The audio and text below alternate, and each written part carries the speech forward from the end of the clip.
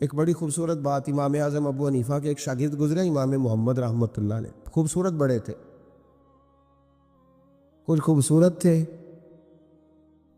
کچھ سونا، کچھ منہ دا مٹھا،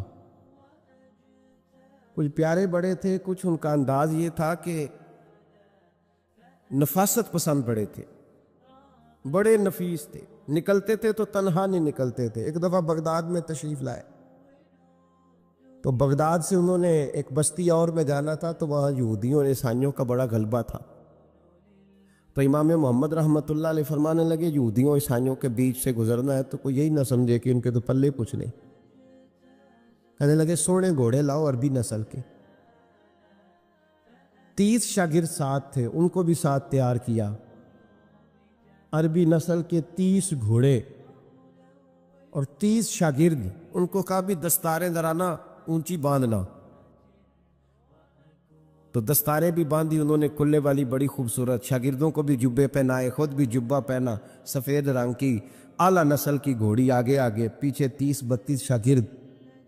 اور جب آپ گزرے نا بغداد کے آگے اس علاقے سے، یہاں یہودی عیسائیوں کی بھی کثرت تھی، عورتوں کی عادت ہوتی تھی پرانے زمانے میں مہمان دیکھنے کے لیے چھتوں پہ چڑھ جاتی، کچھ اپنے دروازے پہ کھڑی ہو جاتی، کچھ دیکھتی کھڑکیوں میں سے کہ گزر رہا ہے کوئی مہمان، تو یہودیوں کی عیسائیوں کی بہت ساری عورتیں چھتوں پہ چڑھ گئیں، تو مسلمان نعرے لگانے لگے امام محمد آ گئے، امام محمد آ گئے۔ کچھ پہلے ہی بڑے حسین تھے، پہلے ہی بڑے خوبصورت تھے، کچھ حضور کی سنت کا نور چڑھا ہوا تھا، کچھ دائیں بائیں شاگرد تھے، پھولوں کی پتیاں گر رہی تھی، تو جب محمد محمد کے نعرے لگنے لگے نا تو ان عورتوں نے امام محمد کا جلوہ دیکھا، تو دیکھا دیکھی کام کیا شروع ہوا، ایک نے دیکھا تو اتنی محو ہوئی کہ اس نے کلمہ پڑھنا شروع کر دیے، اس سے کلمہ سن کے تو دوسری نے بھی پڑھا، تیسری نے بھی پڑھا، چوتھی نے بھی پڑھا، بیبیاں بلند آواز سے مسلمان ہونے لگی۔ ان کو دیکھا دیکھی مرد بھی پڑھنے لگے، ڈھیر سارے یہودی عیسائی مسلمان ہو گئے۔ ایک مسلمان ان سے کہنے لگا تمہیں غلطی لگ گئی ہے، یہ ہمارے نبی محمد نہیں۔ تو میاں صاحب کا نام محمد تھا نا، تو کشمیر کے لوگ کہنے لگے شاید وہاں کے ہندو سکھ وہاں کے جو تھے کشمیر کے، وہ کہنے لگے شاید وہی محمد ہے، تو فرمانے لگے میں تے بندہ ٹھگ جے لوکو، میں تے بندہ چور، جس دا خلقت کلمہ پڑھ دی او محمد بور، میں تے بندہ ٹھگ جے لوکو، میں تے بندہ چور، جس دا خلقت کلمہ پڑھ دی او محمد ہور۔ تو امام محمد رحمۃ اللہ علیہ کو نعرہ لگ رہا تھا، تو ایک بندہ کہنے لگا یہ وہ والے محمد نہیں، یہ ہمارے نبی پاک صلی اللہ علیہ وسلم محمد صلی اللہ علیہ وسلم نہیں، یہ وہ نہیں، یہ تو ہمارے ایک امام ہے امام محمد، وہ والے نہیں۔ اب وہ کچھ لوگ چپ تھے، کچھ سوچ رہے تھے، کچھ بات کر رہے تھے، تو ایک بوڑھی اماں اپنے انداز میں بیچ میں سے بولی، کہنے لگی چل بیٹا چھوڑ، ہمیں پڑھنے دے کلمہ، اگر مسلمانوں کے چھوٹے سے محمد کا یہ حال ہے تو بڑے محمد کا کیا حال، پڑھنے دے ہمیں کلمہ، یہ حال ہے ان کے غلاموں کا تو سرکار کا عالم کیا ہو۔ تو امام محمد کی چال نکلی، بتانا یہ چاہ رہا تھا کہ امام محمد رحمۃ اللہ علیہ سے ایک بندے نے ایک دفعہ مسئلہ پوچھا، اس نے کہا حضرت صاحب میں گیا تھا منڈی، وہاں سے لایا ہوں ایک ٹوکری آم کی اور ایک ٹوکری سیب کی، ہمارے یہاں کا کریٹ کہتے ہیں اس کو، تو میں وہ لے کے آیا ہوں۔ اب میں نے جب گھر لا کے اس کو کھولا ہے نا تو آدھے صحیح نکلے ہیں، ہوتا ہے نا جی اللہ خیر کرے، جو دیانتدار تاجر ہے اللہ آج کل مہربانی فرمائے، وہ ہمارا ریڑھی والا بھی بڑا ایماندار ہے، ہم کیا کریں صدر کی بات، وہ بھی سامنے جو تگڑے تگڑے ہوتے ہیں اس نے آگے لگائے ہوتے ہیں، اور جو تھوڑے سے کمے ہوتے ہیں وہ اندر والی سائڈ پہ دیوار کے اندر رکھے ہوتے ہیں۔ کیا کیا جائے، ہم کیا سیاستدانوں کی کرپشن کی بات کریں گے، یہاں تو معاملہ بڑا گڑبڑ ہے نیچے سے لے کر۔ تو کہا حضور میں نے وہ جو کھولی ہے نا پیٹی، وہ ٹوکری جب میں نے کھولی ہے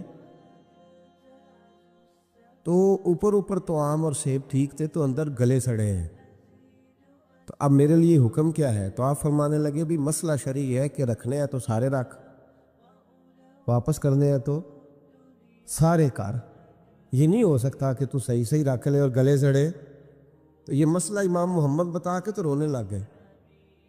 تو بندہ کہنے لگا حضور مسئلہ بتایا ہے آپ نے، تو فقہ کا ایک مسئلہ ہے سادہ سا کہ حضرت اب کیا کرنا ہے، تو رونے والی کون سی بات ہے؟ تو فرمانے لگے یہ تجھے مسئلہ بتا کے نا مجھے کچھ اور یاد آ گیا۔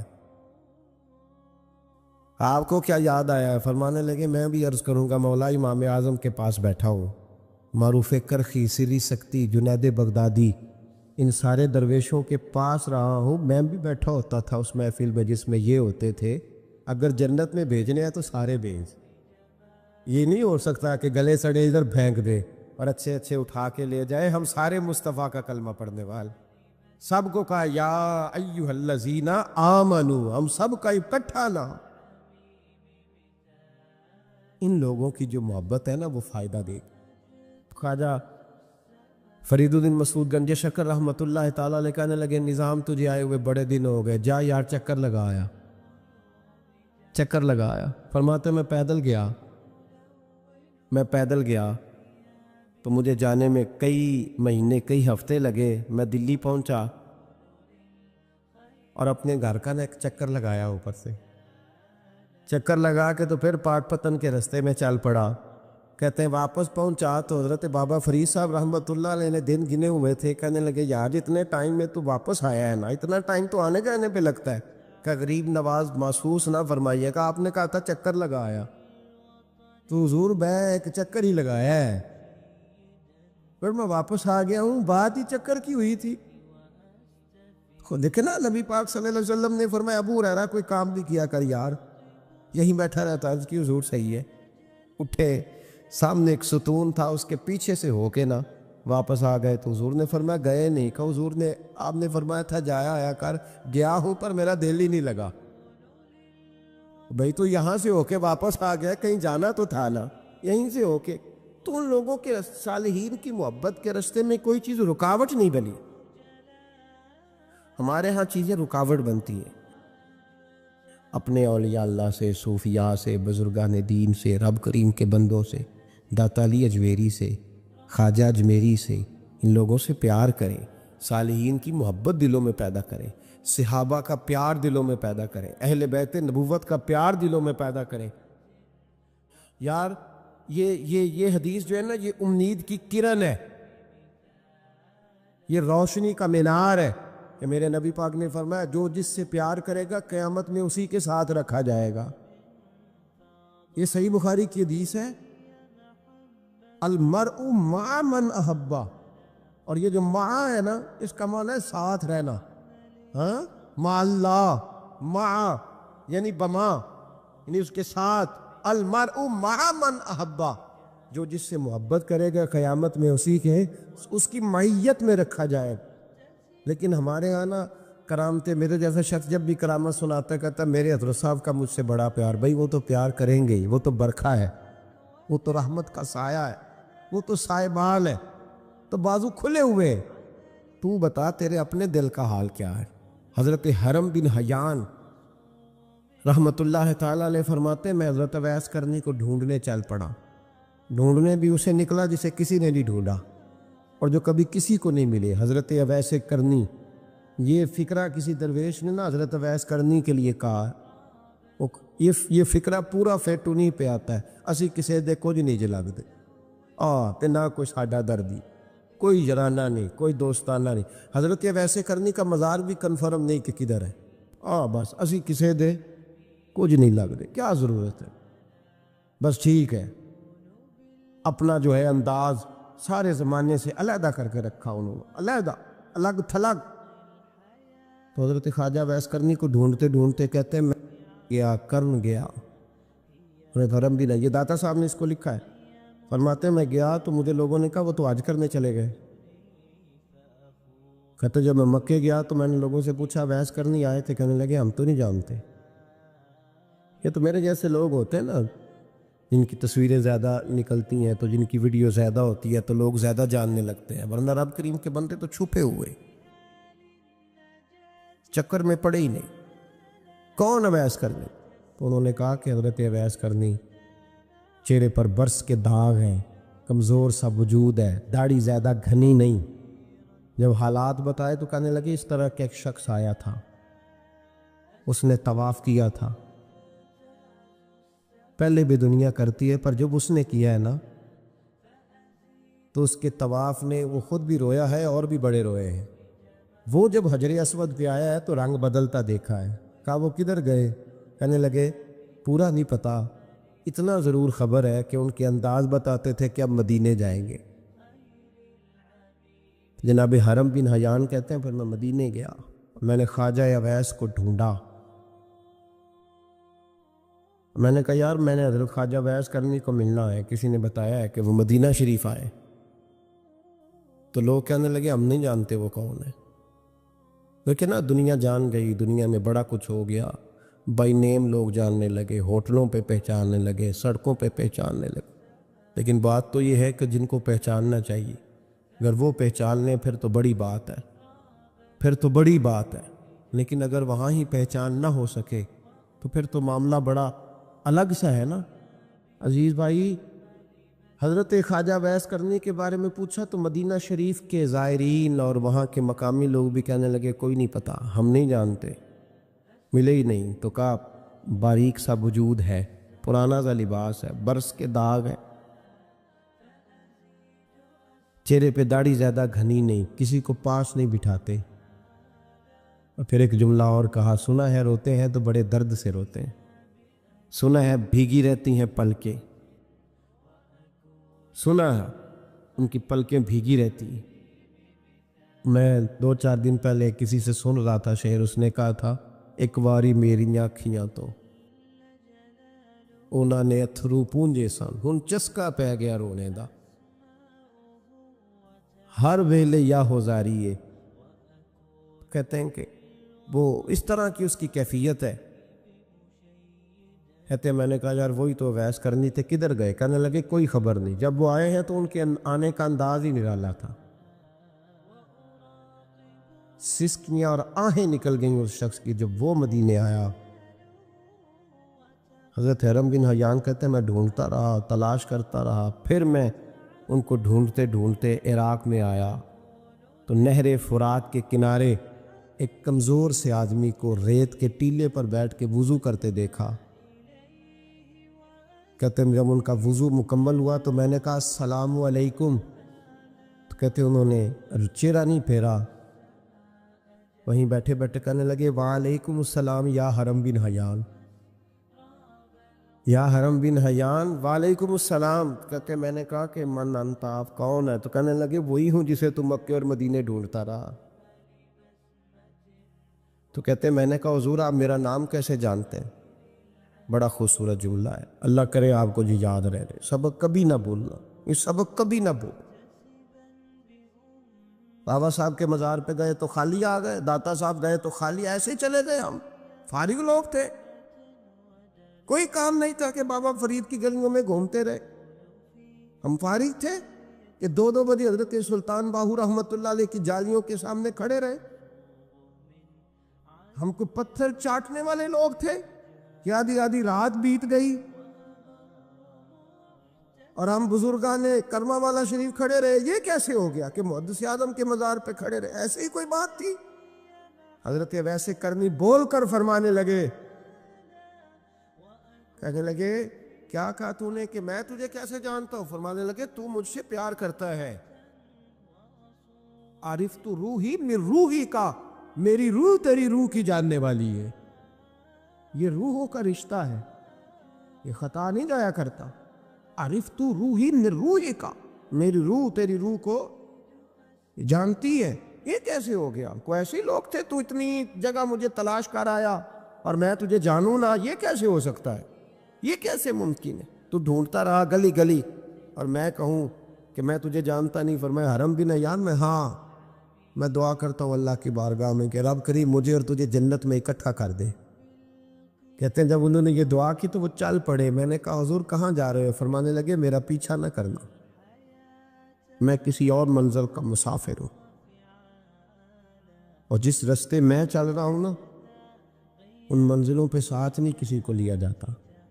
یہ میری اپنی ذاتی منزل ہے. اس میں پاؤں پہ چھالے ذرا سخت ہوتے ہیں. ہر آدمی کا کام نہیں یہاں چلنا. تو مجھے تنہا رہنے دے اور مجھے اپنی مرضی سے چلنے دے. کہتے میں نے منت کی تو کہنے لگے بس تو نے جدوجہد بڑی کی تھی تو تیرے ساتھ ملاقات کر لی، تجھے پہچان لیا، تیرے ساتھ بات کر لی، ورنہ میں کہہ چکا ہوں اسی کسے دے کچھ نہیں لگ دے. اسی لیے میں نے حضرت غالباً امام شورانی رحمۃ اللہ علیہ کے حوالے سے پڑھا ہے کہ قیامت کے دن جب حضرت ویسے کرنی جنت میں جائیں گے تو ممکن ہے اس وقت بھی لوگوں کو دیدار نہ کرایا جائے. بلکہ امام شورانی کہتے ہیں اللہ 70,000 فرشتے ان کی شکل کے پیدا فرمائے گا اور ان کے جھرمٹ کے اندر چھپا کے انہیں جنت میں داخل کرے گا. ملاقات کس سے ہوگی؟ صرف انہی سے ہوگی جن کے لیے انہوں نے زندگی گزار دی. یا خدا سے ملیں گے یا مصطفیٰ کریم سے ملیں گے. یہ بھی لوگ تو محبت کریں. صالحین کا پیار، نیک لوگوں کی محبت، صالحین کی محبت رستہ آسان کرتی. کوئی شک نہیں کہ زمانے میں سارے لوگ اچھے نہیں ہوتے، برے لوگ بھی آئے ہیں مارکیٹ میں، ہوتے. ہم لوگ الجھ گئے ہیں. بہت بڑے قیدی ہیں اپنے آپ کے، بڑے قیدی ہیں. سارا دن اپنی خواہشات کی تکمیل میں بھاگے رہتے. بڑے بڑے سونے نوجوان.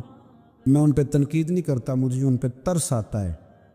جب میں رات کے اندھیروں میں انہیں ٹیلی فون لے کے چوکوں میں کھڑے دیکھتا ہوں تو مجھے رحم آتا ہے. میں کہتا ہوں دیکھو نفس کی خواہش کے پیچھے یہ کیا مثلاً آخر کیا ہے اس میں؟ ایک عورت کے پیچھے تباہ کر لیا اپنے آپ کو. یعنی زیادہ سے یہ کوئی مقصود ہے؟ یہ کوئی مقصد حیات ہے جس کو مقصد بنا لیا؟ میرے عزیز بات کو سمجھ لے.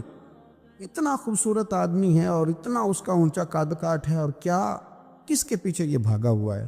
بڑا سمجھدار، دانشور، عقل مند آدمی، ذی روح بندہ، لیکن اس کا سٹیٹس آپ یہ ملاحظہ کریں کہ وہ 20-40 ہزار کی خاطر جھوٹ بولتا ہے، دھوکہ دیتا ہے، فریب اور فراڈ کرتا ہے.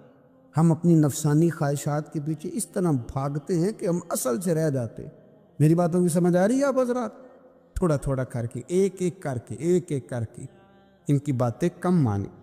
ضروری تو نہیں نا کہ سویرے ناشتہ بازار سے اپنی مرضی کا تگڑا کیا، بازار سے لا کے پوڑیاں چنے بہترین کھائے، اور پوڑیاں چنے ابھی کھائے نہیں، شاپر میں ڈالے ہوئے ہیں، اور وہ لے کے ابھی آ رہا ہے تو ساتھ ہی رستے سے گوشت بھی چھوٹا اچھا لگا تو 2 کلو وہ بھی لے آئے کہ پوڑیاں چنے کھاؤں گا اور دوپہر کے لیے گوشت پکاؤں گا.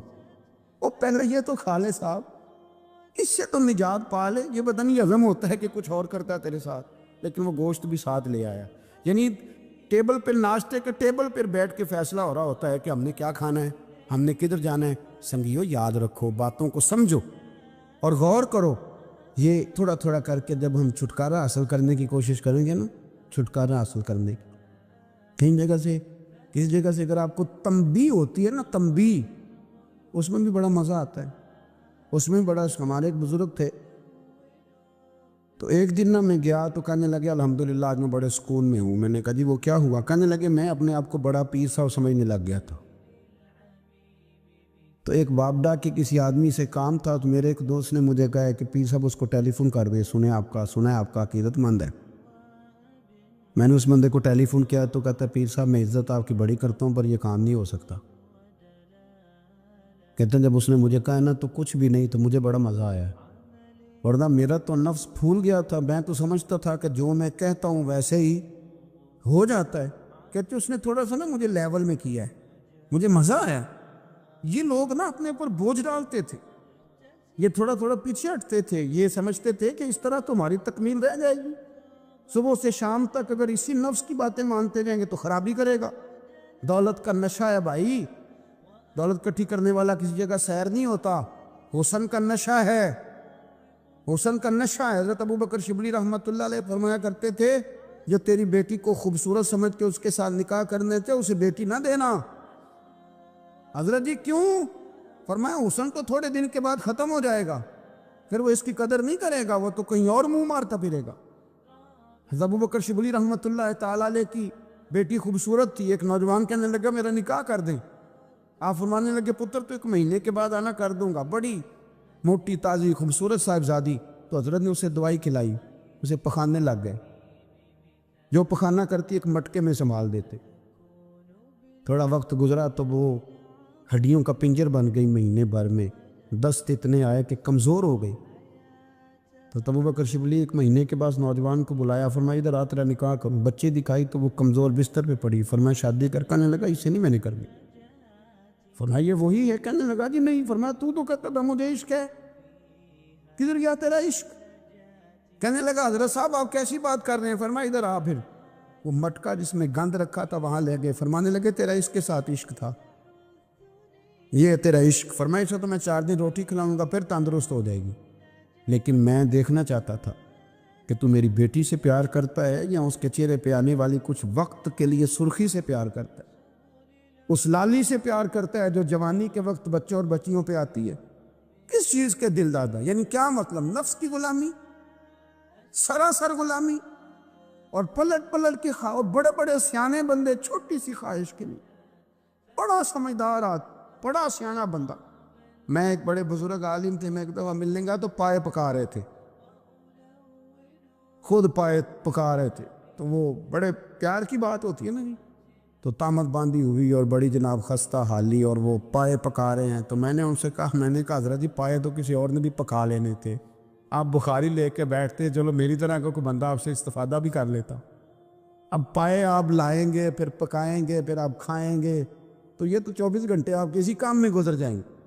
تو یہ ایک چھوٹی سی خواہش کے لیے، میں کسی چیز کو حرام نہیں کہہ رہا، قرآن پاک کی جو آیت پڑھی ہے صرف اس کی تفسیر آپ کے سامنے عرض کر رہا ہوں۔ ہماری خواہشات ماں پالتی ہے، آپ کو نہیں پتہ کتنے دکھ سہتی ہے۔ میں ان ماؤں کو جانتا ہوں جو بیٹے کے حصوں کی مار بھی اس کے ابے سے کھاتی ہیں، مار کھاتی ہیں وہ۔ ایک خاتون ایک کان سے سنتا نہیں، میرے پاس ایک دفعہ آئی، کہنے لگی 60 لگ گئی سی، کوئی دعا کر دے، کیا کوئی وظیفہ پر ڈاکٹر کہتے ہیں ٹھیک نہیں ہو سکتے۔ میں نے کہا باجی صحیح بتاؤ مسئلہ کیا ہے؟ کہنے نہیں کچھ بھی نہیں، مسئلہ کیا ہونا ہے، پتر غلط نکل آیا ہے، اس کا باپ روز مارتا ہے، آج میں آ بھی گئی ہوں تو اس نے ایک تھپڑ میرے کان پہ مار دیے، پردہ پھٹ گیا۔ مائیں مار کھاتی ہیں، لیکن وہ پتر جس کو بڑی محنت سے پالا ہے، وہ جوان ہوتا ہے تو اماں سے کہتا ہے تجھے چھوڑ دینا ہے، پر جس لڑکی سے میرا ٹیلی فون پہ رابطہ ہے اسے نہیں میں نے چھوڑنا، وہ نہیں چھوڑ سکتی، ہر شے کچل جاتا ہے وہ۔ اماں کبھی بلیٹ کے رات کو سوچتی ہے کہ یہ تو میری کل کمائی تھی، میں تو آج بھی اس کے حصے کے تھپڑ اپنی گالوں پہ برداشت کر رہی ہوں، تو یہ کدھر گیا؟ اردشیر نام کا بادشاہ تھا، حضرت محدث ابن الجوزی آج سے کچھ 700 سال پہلے لکھتے۔ اردشیر بادشاہ بڑا خوبصورت تھا، جوان تھا، بڑا عقل مند تھا، اس نے اس طرح کی قریب کی ساری ریاستوں پہ قبضہ کر لیا، بڑا عقل مند زیرک تھا، قبضہ ہو گیا۔ ایک بادشاہ بڑا سخت تھا، اس کے ساتھ جب پنجہ آزمائی ہوئی تو اردشیر کہتا ہے اس پہ میرا قبضہ نہیں ہو رہا تھا، اور جب ہم نے ساری ریاستوں نے مل کے اس پر حملہ کیا تو ایک قلعے کے اندر قلعہ بند ہو گیا۔ اردشیر بڑا خوبصورت آدمی تھا، بڑا سمجھدار تھا، تو وہ بادشاہ قلعہ بند ہو گیا، اس نے کہا نکلنا ہی نہیں، اب وہ اندر بند ہے، یک بارگی حملہ کیا تو وہ بڑا بڑا قلعہ تھا اس میں بند ہو گیا۔ اس بادشاہ کی نا جس پر حملہ کیا، اس کی بیٹی اچانک ایک دن قلعے کی دیوار پہ چڑھی تو اردشیر کے حسن و جمال کو دیکھا تو عاشق ہو گئی، اور اپنے ہی باپ کے خلاف اسے کہنے لگی کہ اگر تو میرے ساتھ شادی کا وعدہ کرے نا تو میں تجھے رستہ بتاتی ہوں حملہ کرنے کا۔ اس نے کہا میرا وعدہ رہا، تو رستہ بتا۔ اس نے رستہ بتایا اس لڑکی نے، اور بادشاہ نے حملہ کیا تو اس کا باپ قتل کیا، اس علاقے پہ قبضہ کیا شادی کے وعدے پر۔ ہاں نفسانی خواہش بندے کو اندھا کر دیتی، نہیں سمجھ آتی اس کو میں کدھر جانا، اندھا کر دیتی۔ حملہ کیا، اور جب اس لڑکی کو لے کے آیا نا اپنے محل میں،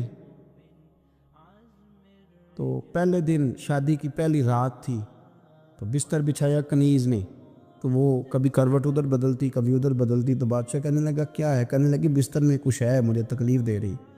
اس نے چراغ جلائے اور جب بستر اٹھایا تو ایک اتنا سا دھاگا نکلا،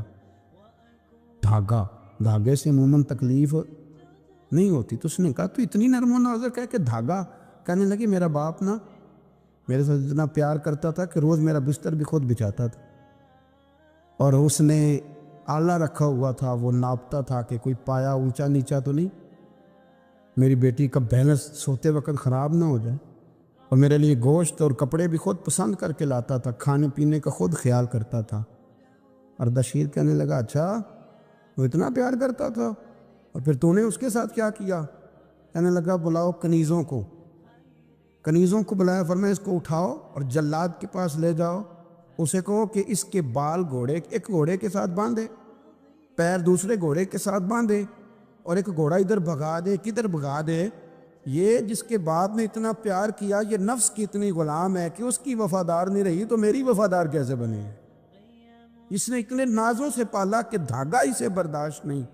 او یارو یاد رکھو، اگر نفس کی غلامی کرو اور بڑے بڑے وفاداروں کو چھوڑ کے غلامی کرو تو پھر کہو وفادار مل جائیں، کوئی بول ہوا لڑا نہ بول بیٹھی، ان دے خصم ناراض بڑبولیاں دے، کہاں سر کھائے تے بلبل ٹھنڈ پائے، بڑے فرق نہیں سجنا بولیاں دے، جڑیاں خصماں دی وچ رضا وسن، بھاگ جاگ جاندے انہاں گولیاں دے، آپ ادلیاں نو سردار پین تکے تے شرما والیاں نو چوٹے ڈولیاں دے۔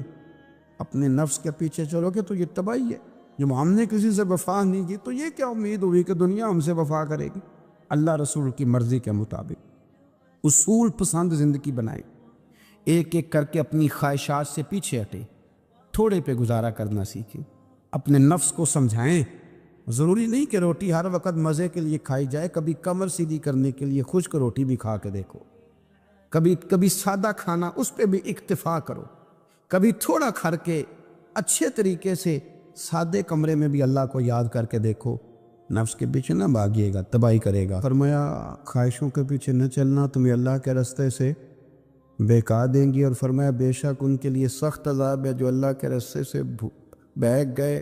اور کیوں سخت عذاب ہے؟ اس لیے کہ انہوں نے آخرت کے دن کو بھلا دیا، آخرت کا دن بھلا دیا، پیچھے کا خواہشوں کے پیچھے نہ چلنا، تمہیں اللہ کا راستہ بھلا دیں گی۔ مفہوم آیت یہ ہوا، قرآن نے ہمیں ارشاد یہ فرمایا کہ خواہشات نفس کے پیچھے چلو گے آخرت کو بھول جاؤ، تمہارے ذہن میں یہ بات نہیں رہے گی کہ میں نے مرنا بھی ہے۔ پھر لوگ معاذ اللہ ثم معاذ اللہ یہ کہیں گے کہ بھائی یہاں جینے دو نا، پھر آگے جائیں گے تو دیکھی جائے گی۔ لوگ بھول گئے مرنے کو۔ ہماری ساری جدوجہد زندہ رہنے کے لیے ہے، ساری 60 70 سال کے لیے سارا کچھ ہے۔ آپ دیکھ لیں، ٹٹول لیں کسی بندے کو، صرف جتنی محنت کر رہا ہے وہ جینے کے لیے کر رہا ہے۔ رب قریب کے بندے جتنی محنت کرتے تھے مرنے کے لیے کرتے تھے، مرنے کے لیے کوشش کرتے تھے کہ مر جانا ہے، اس کے لیے جدوجہد۔ ہم جتنی جدوجہد کر رہے ہیں ساری جینے کے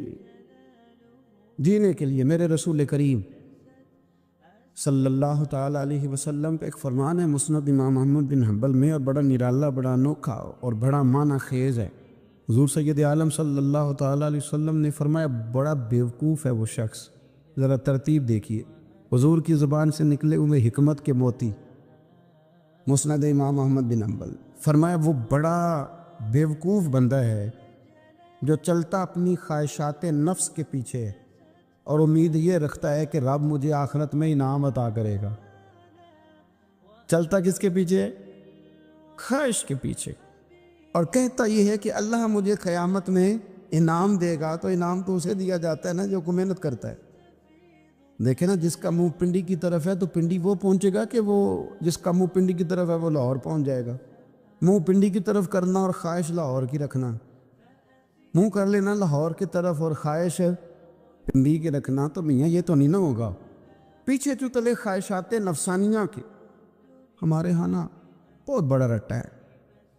آپ یقین کریں، میں اکثر کہتا ہوں، میں یہ کہا کرتا ہوں کہ ہمیں نا اپنی مرضی کا سارا کچھ چاہیے، اپنی مرضی کا، اور سارا کچھ۔ ابا جی بھی اپنی مرضی کے، بچے بھی، استاد بھی، پیر صاحب بھی،